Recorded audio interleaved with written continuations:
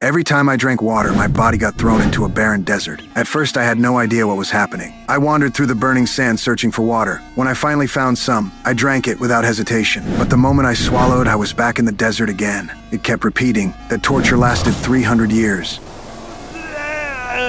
In endless pain, I slowly realized the curse came from that water. So this time I held back my thirst and walked past it. The curse didn't trigger. I was so overwhelmed I almost cried. I forced myself down a road and stopped a car. The driver handed me a bottle of water. I was dying of thirst and gulped it down. But tragedy hit again. I was thrown back into the desert, and the water in the bottle turned into rough sand.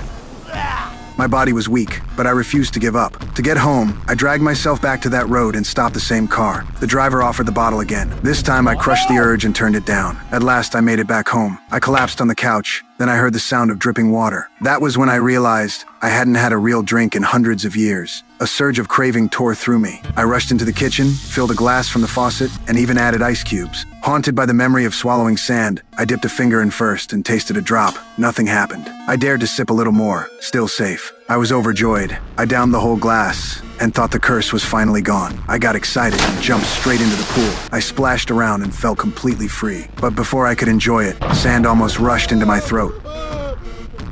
I broke down. I had no idea what I did wrong. With what little strength I had left, I staggered back to the city. The streets were still noisy, the crowd still packed, yet I felt a loneliness I couldn't describe. Then I remembered something. Long ago, a dying man begged me for water, and I coldly refused. The memory hit me like a hammer. Just then, a woman walked up. I tried to stop her and begged her for some water. She rejected me and said the water was for her dog. The next second, her figure vanished, and I knew exactly where she had gone.